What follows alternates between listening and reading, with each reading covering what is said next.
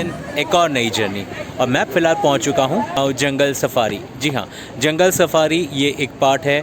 जब आप statue of unity travel करो तो is one of the main attraction, जहां पे आपको India as well as exotic animals और बर्ड्स देखने मिलेंगे, और उनको काफ़ी अच्छे ग्लास केज में रखा गया है। बैटरी ऑपरेटेड कार्स भी यहाँ पे अवेलेबल है।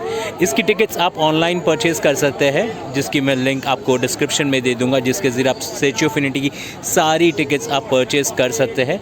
अगर आप प्रोफेशनल कैमरा या फिर वीडियो कैमरा के साथ आना चाहते हैं तो बिल्कुल आप वो भी ला सकते हैं, लेकिन उसके एडिशनल चार्जेस है जो मैं आपको मेंशन कर दूंगा डिस्क्रिप्शन में या फिर एंड ऑफ द वीडियो में। तो चलिए शुरू करते हैं जंगल सफारी।